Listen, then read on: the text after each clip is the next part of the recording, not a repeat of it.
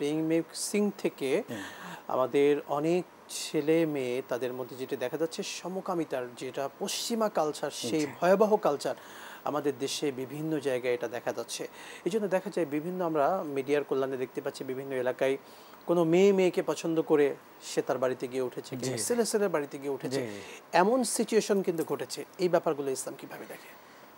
ইসলামে তো সমকামিতা যেটাকে এলজিবিটি কেউ বলা হয়, এটার নামে আজকাল সমাজে খুব এটা প্রমোট করা হচ্ছে। এগুলো তো মানে কঠিন, ভয়াবহ, কঠিন গুনাহ। এটা তাদের উপরে আল্লাহ লানত এবং অভিশাপ করা হয়েছে।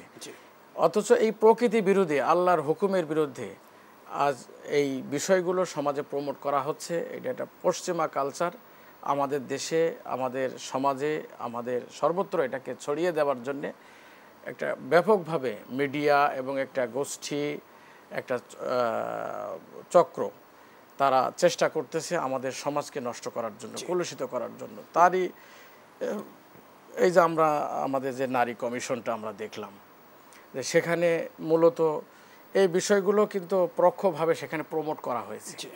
তো এইভাবে শুধু নারী কমিশনে নয়, এটাই নয়, বরং বিভিন্নভাবে মানে নারী অধিকারের সাইনবোর্ড দিয়ে এগুলোকে প্রমোট করার জন্য, এগুলোকে প্রতিষ্ঠিত করার চেষ্টা করতেছে, যেটা কোনোভাবেই একটা ইসলামের সমাজে যায় না, মুসলমানদের সমাজে বাদ দিলাম, স্বাভাবিক মানুষ হিসেবে এটা যায় না, স্বাভাবিক মানুষ হিসাবেও এটা যায় না। প্রকৃতি বিরোধী কাজ, এটা কিভাবে এটা হতে পারে সম্ভব? অনেক অমুসলিম দেশে সমকামিতা নিষিদ্ধ, সেখানে সেটার অনুমতি নেই। তো আর এটা তো মুসলিম দেশ, যেখানে কোরআন এবং হাদিস যেটাকে আমরা মানি, আমরা ফলো করি, আমাদের পূর্বপুরুষদের সূত্র ধরে একটা ইসলামিক কালচার, সামাজিক একটা কালচার আমাদের।